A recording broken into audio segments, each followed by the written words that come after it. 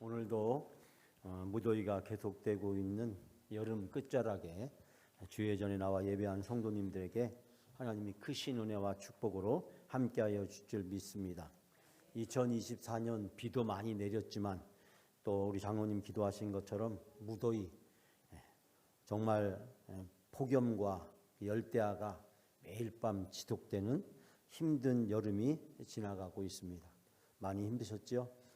저는 말복때 우리 일남선교회 우리 회원들과 함께 오리백숙을 먹고 또 팥빙수를 먹고 함께 대화를 나누면서 이 무더위를 이겨낼 수 있는 위로와 격려를 얻었습니다.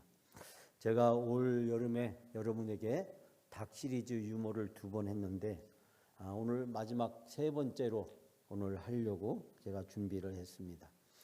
제가 앞에서 내는 건 여러분의 기억력을 테스트하는 게 되겠는데요. 제일 비싼 닭은 코스닭이라고 했죠. 제일 빠른 닭은 후다닥이라고 했어요. 성질 급해서 죽는 닭은 꼴까닭. 정신줄 놓고 사는 닭은 헷가닥. 집안 망쳐놓은 닭은 쫄닭. 예전에 날리던 닭은 한가닥. 닭이 제일 싫어하는 말은 닥쳐. 성질 급해서 하는 닭은 미치고 팔딱. 가장 신선한 닭은 파닥파닥. 만져보고 싶은 닭은 아기 손바닥. 심장병 걸린 닭은 콩닥콩닥. 가장 뜨거운 닭은 불닭. 수다를 가장 많이 떠는 닭은 속닥속닥. 마음이 찐한 닭은 밑바닥이랍니다. 그런데 제가 지금서부터 하고자 하는 유머는 지금부터입니다. 여러분, 할머니 할아버지가 가장 좋아하는 닭은 무슨 닭일까요? 아기 손바닥이랍니다. 우리 할머니 할아버지는 스마트폰만 켜보면 거기다가 손자 손녀를 담아놓고 그걸 보느라고 넋이 잃고 만나는 사람마다 맨날 그거 보여주면서 자랑하고, 그래서 아기 손바닥을 할머니 아버지는 제일 좋아하고, 주부들이 가장 좋아하는 닭은 가장 수다를 많이 떠는 속닥속닥이랍니다. 젊은이들이 가장 좋아하는 닭은 가장 뜨거운 불닭이랍니다. 경제인들이 가장 좋아하는 닭은 제일 비싼 코스닭이랍니다. 체육인들이 가장 좋아하는 닭은 후다닥이랍니다. 빨리. 의사들이 제일 좋아하는 닭은 심장병 걸린 콩닥콩닥이랍니다. 그런데 마귀가 좋아하는 닭이 있대요. 성질 급해서 죽은 꼴까닭이라고 이야기합니다. 그런데 이 많은 닭들 중에 이 닭, 저 닭 해도 세상 모든 사람들이 가장 좋아하는 닭은 무슨 닭이라고요? 토닥토닥. 그런데 토닥토닥에 반대되는 닭이 있어요. 무슨 닭일까요? 옆에 사람, 다른 사람을 사사건건 쪼아대는 쪼닥이랍니다. 쪼닥쪼닥. 우리는 쪼닥쪼닥을 내려놓고 누굴 만나든지 어떤 상황이든지 교회에서나 가정에서나 사회에서나 직장에서나 우리가 만나는 모든 사람을 토닥토닥 서로 위로해주고 격려해주며 살아가는 여러분의 삶이 되시기 바랍니다. 이 무더운 여름에 불쾌지수가 높을 때일수록 서로 자극하지 말고 토닥토닥 서로 위로하고 격려하는 삶이 이루어지시기를 바랍니다. 오늘 주신 말씀은 베드로가 예루살렘에 돌아와서 선교 보고를 하는 그 장면을 우리에게 소개해 주고 있습니다. 저는 오늘 주신 말씀을 통해서 3가지 은혜를 여러분과 같이 함께 나누려고 합니다. 첫 번째는 베드로가 예루살렘 교회에 보낸 선교 보고입니다. 자, 베드로는 어떤 선교 보고를 하고 있었을까요? 그때 예루살렘의 상황은 어떤 상황이었을까요? 자, 2절 3절 우리가 다 같이 함께 봉독합니다. 베드로가 예루살렘에 올라갔을 때 할례자들이 비난하여 이르되 내가 무할례자의 집에 들어가 함께 먹었다 하니. 아멘. 우리 아시다시피 베드로가 선교 여행을 마치고 예루살렘에 돌아왔을 때 예루살렘 교회 분위기가 순상치 않았습니다. 그 이유는 바로 오늘 본문에서 나와 소개하고 있듯이 예루살렘에 베드로가 올라갔을 때 할례자들이 베드로를 비난했는데 그 이유는 뭐냐면 이 베드로가 이방인 무할례자의 집에 들어가 그들과 함께 먹었다라고 하는 이야기였습니다.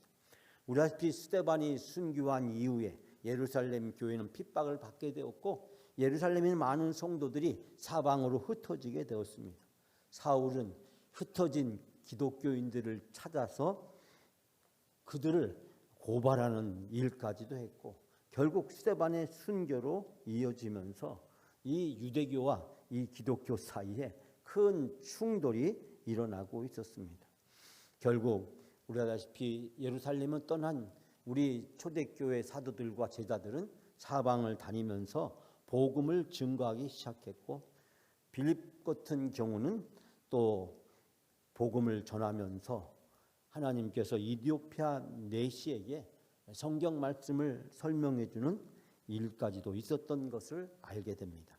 사마리아인이나 이디오피아 내시는 유대인과 역사적으로 혈통적으로 연관성을 지니고 있었기 때문에 이들을 가리켜서 비유대인이라고 이야기합니다. 여러분 초대교회 시대 예루살렘 교회 교인들은 거의가 다 유대인들이었습니다. 그렇기 때문에 유대인들이 예루살렘에서 사도로 제자로 120문도로 예루살렘 교회를 이루어서 예배를 드리고 있었고 그들이 사방으로 흩어지게 되었을 때 그들이 복음을 전했던 첫 번째 대상자들은 이방인들이 아니었고 비유대인이었던 이 사마리아 그리고 이디오피아 내시였다는 사실을 발견할 수 있게 됩니다. 이때까지만 하더라도 베드로와 예루살렘 교회는 아직 율법에서 벗어나지 못하고 있었고 그들은 유대교와 이 기독교를 특별히 구분한 것이 아니고 그들이 회당에서 함께 기도하고 함께 예배를 드렸던 것을 우리는 알 수 있게 됩니다. 하나님은 이제 복음의 새로운 역사를 시작하셨지만 그러나 예루살렘에 있던 교인들은 그런 하나님의 역사와 섭리와 계획을 제대로 알지도 못했고 또 그들이 받아들이지 못했습니다. 그래서 예루살렘 교회의 입장은 이방인이라도 예수님을 믿게 되면 유대인처럼 할례도 받고 율법을 지켜야 된다라고 생각했습니다. 지금 그들의 눈앞에 펼쳐지고 있는 하나님의 계획을 깨닫지도 못하고 받아들이지도 못했습니다. 하나님은 새로운 일을 지금 시작하셨고 그 일이 도처에서 지금 일어나고 있는데 예루살렘 교인들은 그 하나님의 역사를 보지도 못하고 깨닫지도 못하고 있었습니다. 상담 심리학자이자 내적 치유의 권위자인 미국 탈봇신학교의 닐 앤더슨 교수는 다음과 같은 이야기를 합니다. 제가 며칠 전에 새벽기도에 잠깐 소개한 적이 있었는데요. 사단의 명예로부터 완전히 자유로운 신자는 전체의 15%밖에 되지 않는다. 그리고 전체 신자 중에 약 65%는 겉보기에는 정상인 것처럼 보지만 속으로는 각종 영적인 전쟁에 시달리면서 거기에서 벗어나지 못하고 있다. 정욕과 시기와 탐욕과 증오와 배교 등 여러 가지 영적 갈등을 겪으면서 영적 전쟁이 무엇인지도 모르고 사탄이 끊임없이 우리를 공격하고 있지만 그것을 영적인 문제로 받아들이지도 못하고 있다.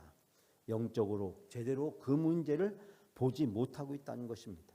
그리고 나머지 15% 정도 해당되는 사람이 영적 전쟁의 실상을 어느 정도 알고 있지만 그러나 그들도 이 문제를 올바로 대처하지 못하고 영적 분별력을 가지고 하나님이 바로 자기들에게 하시고 있는 이 모든 일을 영적으로 받아들이는 영적 분별력을 갖춘 사람은 단지 5%에 불과하다라고 이야기하고 있습니다. 영적 분별력을 가지고 세상에 일어난 모든 일들을 영적으로 이해하고 영적으로 대처하는 것이 그리스도인의 삶임에도 불구하고 실상은 오늘날 많은 현대 그리스도인들이 영적 분별력을 제대로 갖추고 있지 못하다고 하는 지적을 닐 앤더슨 교수는 이야기를 하고 있습니다. 사랑하는 여러분, 이제 다음 주에 우리 교회는 교회 창립 61주년 새벽 부흥회를 하려고 합니다. 이제 마지막 주에 시작되는 이 61주년 새벽 부흥회를 통해서 우리 온 교인이 다시 뜨겁게 기도하고 성령의 기름 부으시는 역사가 우리 교회에 임재하시기를 간절히 소원해 봅니다. 구역별로 남녀 선교별로 총력을 다하여 개근 운동을 전개하려고 합니다. 여러분, 하나님께서 우리 교회와 그리고 이 시대를 살아가는 우리 그리스도인들에게 주신 하나님의 계획과 섭리를 우리가 제대로 이해하고 깨닫고 그리고 이 영적 전쟁에서 승리하기 위해서는 우리가 영적 분별력을 가져야 됩니다. 영적 분별력은 우리가 말씀에 의지하여 하나님께 기도할 때 성령이 우리에게 부어주시고 성령의 충만함을 받게 될 때 우리가 하나님의 깊은 섭리와 계획을 이해하고 순종할 수 있게 되고 영적 분별력을 가지고 이 영적 싸움에서 승리하는 그리스도인이 될 수 있게 될 줄 믿습니다. 한 주 동안 우리가 뜨겁게 기도하면서 우리 교회를 가슴에 품고 우리 영광교회 성도를 가슴에 품고 나라와 민족을 그리고 세계 선교를 가슴에 품고 한 주일 동안 기도하려고 합니다. 사랑하는 여러분, 강력한 성령의 기름 부으심을 소원하면서 찬양과 말씀으로 준비하려고 합니다. 여러분께서는 이 마지막 주에 있게 되는 전교인 새벽 부흥에 빠지지 않고 5번 참석해서 함께 예배하며 기도할 수 있도록 여러분의 일정을 조정해 주시고 여러분이 다 같이 함께 참여해 주시기 바랍니다. 구역별로 구역 식구들과 함께 새벽을 깨우고 하나님 앞에 뜨겁게 기도할 수 있는 시간을 가질 수 있도록 여러분이 준비해 주시기를 바랍니다. 이번에 새벽 부흥회는 지금까지 했던 새벽 예배와는 다른 형태로 진행하려고 합니다. 성령의 기름 부으심을 간절히 소망하면서 뜨겁게 찬양하고 말씀에 의지하여 기도하려고 합니다. 사랑하는 여러분, 우리가 함께 모여 간절히 기도할 때 하나님은 마가의 다락방에 성령을 부어주시고 고넬료의 집에 성령을 부어주신 것처럼 우리 영광교회도 성령을 부어주시고 그 성령을 통해서 영적 분별력을 가질 수 있도록 우리를 인도해 주실 줄 믿습니다. 기도에서 우리는 그 답을 찾고 기도가 그 답을 우리에게 이끌어 주실 줄 믿습니다. 여러분, 새벽 부흥회를 간절히 소망하시고 온 가족이, 온 구역이, 온 남녀 선교회가 전원 참석할 수 있도록 총력을 기울여 주시기를 부탁드립니다. 하나님께서 이번에 새벽 부흥회에 우리 영광교회 큰 은혜를 부어 주실 줄 믿습니다. 두 번째로 베드로가 선교 여행 중에 일어난 일에 자초지정을 즉 선교 보고를 하게 됩니다. 여러분, 4절서부터 16절까지 말씀이 있지만 자, 우리가 몇 절 말씀을 이 시간 여러분과 제가 함께 봉독합니다. 4절, 10절, 12절, 15절 4절을 봉독하려고 하는데요. 제가 말씀드릴 때마다 함께 봉독하기를 원합니다. 먼저 4절 말씀을 함께 봉독합니다. 베드로가 그들에게 이 일을 차례로 설명하여 10절입니다.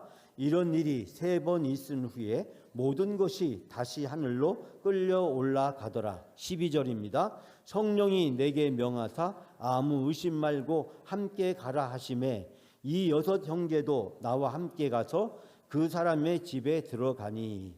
자, 15절입니다.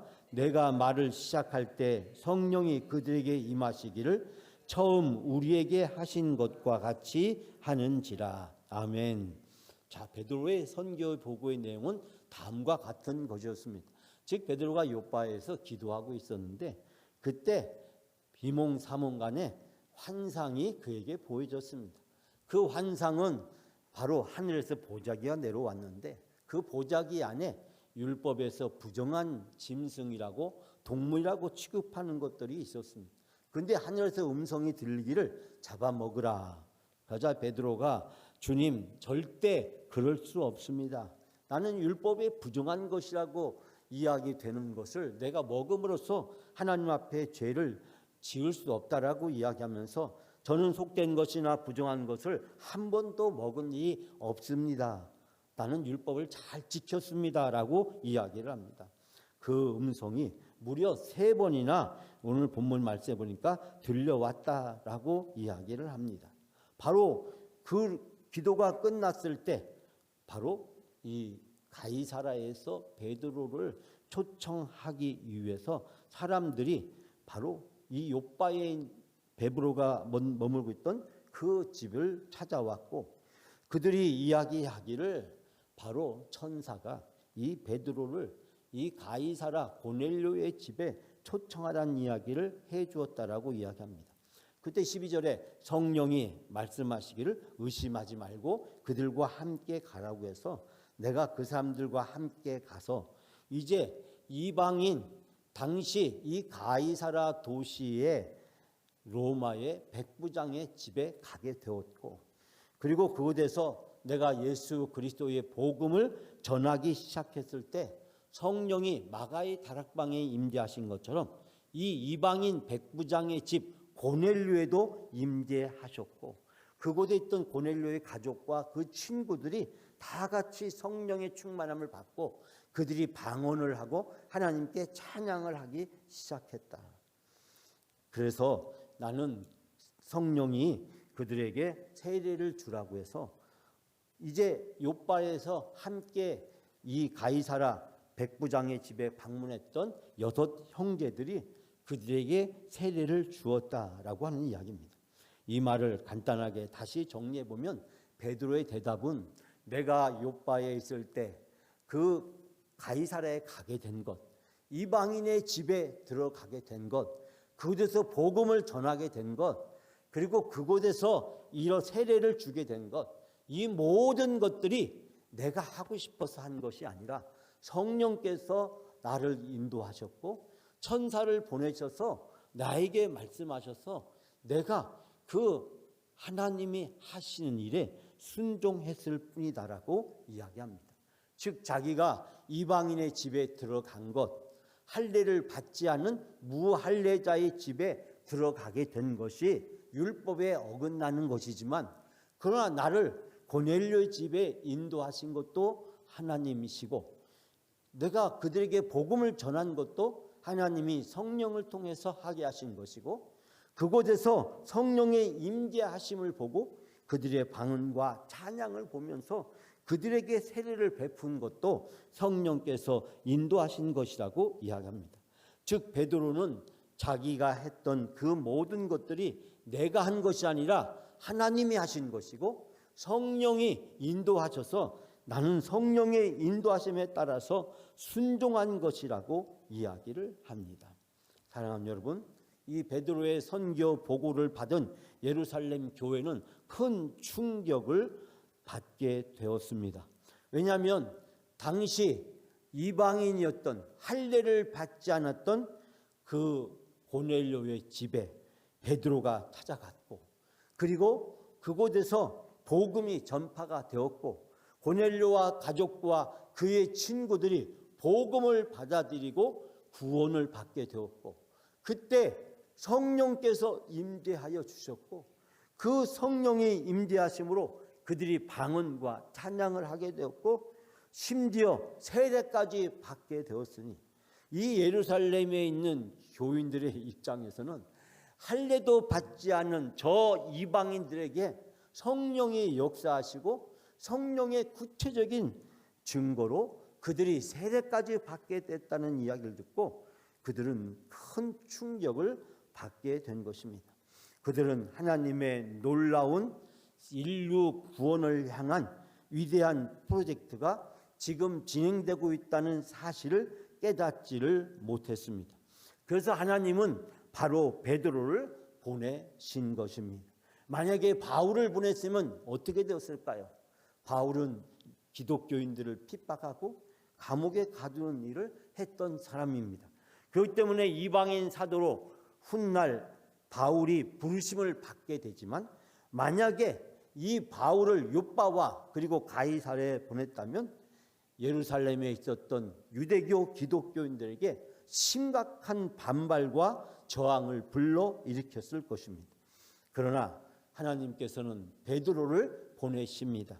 예루살렘 교회의 지도자요, 예수님의 제자 중에서 최고의 수제자요, 당시 예루살렘 교회를 이끌어가던 베드로로 하여금 이방인 선교의 문을 열게 하심으로 예루살렘 교회가 바로 하나님이 하시고자 하는 놀라운 일을 받아들이고 이해할 수 있도록 그들을 인도하시는 하나님의 깊은 섭리와 계획을 우리는 여기에서 발견하게 됩니다.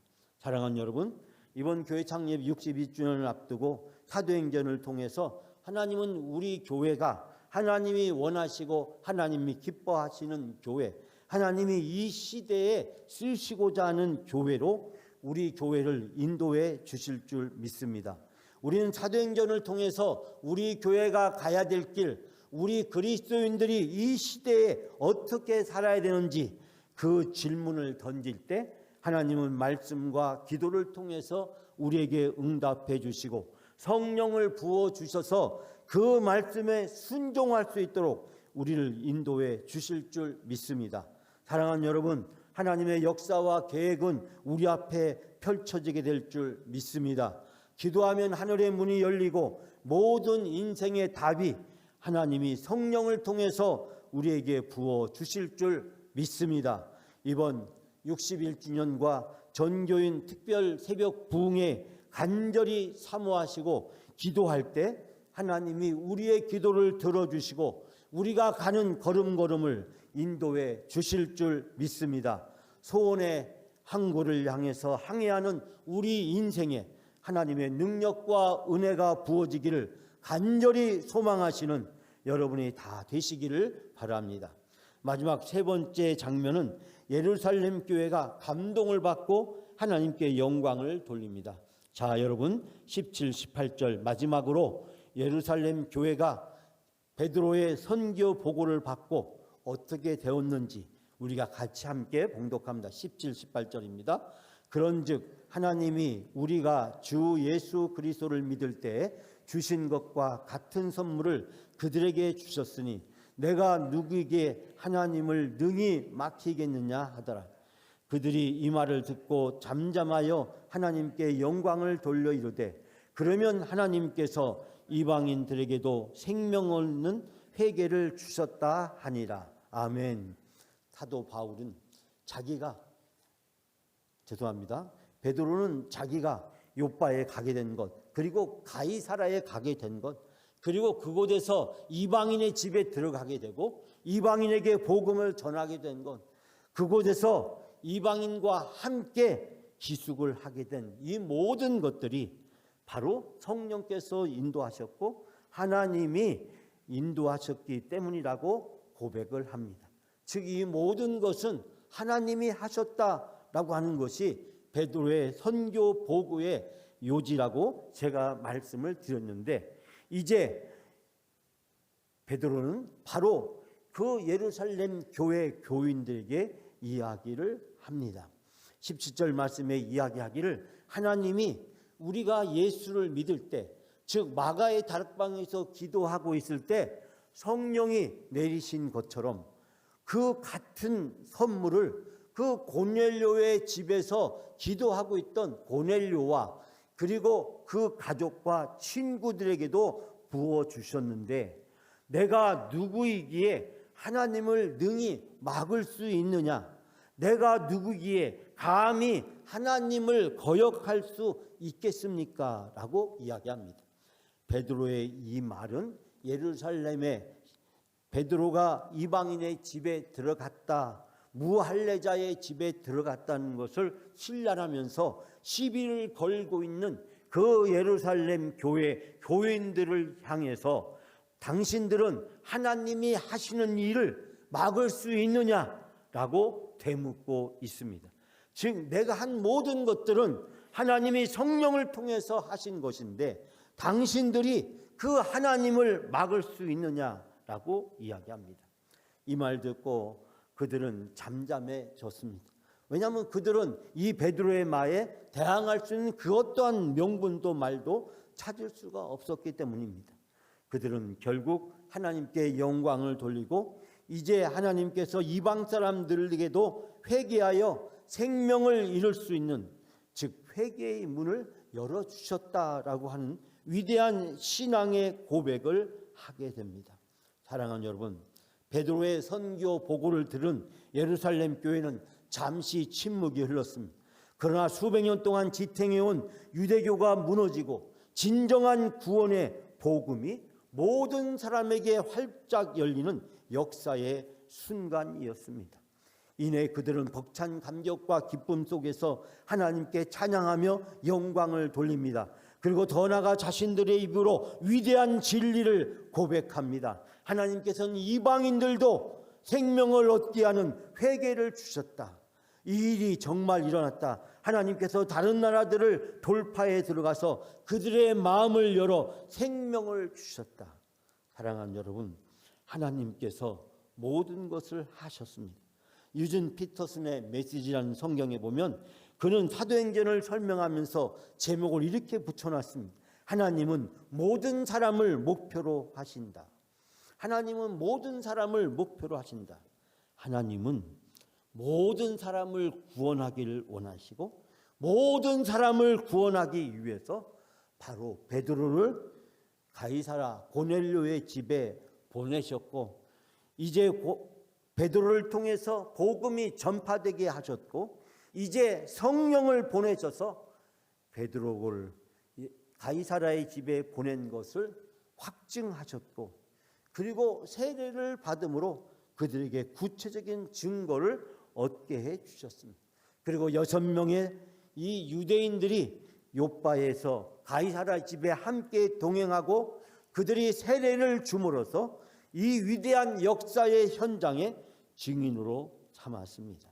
여러분, 교회와 복음이 예루살렘과 그리고 유대와 팔레스타인 지역을 넘어서서 모든 이방인에게로 나아가는 구원의 선교의 놀라운 기독교의 역사의 대전환점이 시작된 것입니다. 사랑하는 여러분, 복음의 메시지는 누구에게나 열려 있습니다. 모든 사람에게 차별이 없습니다. 이와 같은 놀라운 변화는 베드로에 의해서 이루어진 것이 아닙니다. 하나님이 베드로와 예루살렘 교회의 생각을 바꾸시고 판단과 기준을 변화시키셨습니다. 하나님이 새로운 기준, 새로운 법, 복음으로 고넬료와 형제와 그의 친구들을 가족으로 받아들이게 만들었습니다. 수백 년 동안 도저히 넘을 수 없었던 유대인과 이방인의 벽이 한순간에 무너진 것입니다. 복음은 원수가 변하여 형제가 되게 하고, 미움이 변하여 사랑이 되게 하고, 죽음이 변하여 생명이 되게 하고, 절망이 변하여 희망이 되게 하고, 고통이 변하여 행복이 되게 하고, 슬픔이 변하여 기쁨이 되게 하고, 이것이 바로 복음의 능력이고, 말씀을 통해서 깨닫게 되었을 때 하나님은 성령을 통해서 우리를 변화시켜 주시고 인도해 주시는 줄 믿습니다. 사랑하는 여러분, 우리가 간절히 기도할 때 하나님은 우리들에게 성령을 부어주시고 말씀을 깨닫고 순종하게 될 때 하나님은 우리에게 놀라운 은혜와 축복의 문을 활짝 열어주실 줄 믿습니다. 여러분, 이 모든 것이 하나님이 하신 것입니다. 여러분과 제가 구원을 받게 된 것, 하나님의 자녀가 된 것, 영광교회 성도가 된 것, 우리가 천국을 소망하며 이 땅에서 천국을 맛보고 경험하며 준비하며 영생의 소망을 갖고 살아갈 수 있도록 인도해 주신 것, 이 모든 것이 하나님의 계획이었고 하나님의 성령을 통해서 우리와 함께 하셨고 우리를 인도해 주셨기 때문인 줄 믿습니다. 사랑하는 여러분, 성령을 하나님이 보내주십니다. 성령에 충만하게 되었을 때 말씀을 깨닫고 말씀에 순종할 수 있도록 우리를 이끌어 주십니다. 결국 하나님의 자녀로 천국을 소망하면서 소원의 향구를 향해 행복한 인생을 살아갈 수 있도록 우리를 불러주시고 인도해 주신 줄 믿습니다. 사랑하는 여러분, 이제 무더운 여름이 지나가고 이제 잠시만 있으면 가을이 오게 됩니다. 무력하고 부정적인 모든 것들을 내려놓고 성령의 충만함을 간절히 사모하면서 교회 창립 61주년 새벽 부흥회와 또 61주년 기념 예배와 행사를 맞이하는 여러분이 되시길 바랍니다. 우리가 사모하는 마음으로, 기대하는 마음으로 하나님 앞에 나와서 기도하게 될 때 하나님은 우리의 기도를 들어주시고, 이제 예루살렘 교회 고넬료 집에 역사했던 복음과 성령의 역사가 우리 영광교회에 역사하게 될 줄 믿습니다. 우리 인생에, 우리 가정에도 펼쳐지게 될 줄 믿습니다. 소원의 항구 천국을 향해하는 우리 인생이 감사와 은혜의 바다로 활짝 펼쳐질 줄 믿습니다. 2024년 하나님은 우리들에게 은혜를 주시기 위해서 교회 창립 61주년을 준비해 주신 줄 믿습니다. 여러분, 61주년을 통해서 우리 모두가 다 하나님의 놀라운 복음의 은혜와 축복을 누리는 귀한 시간들이 되어지시기를 주님의 이름으로 축복합니다.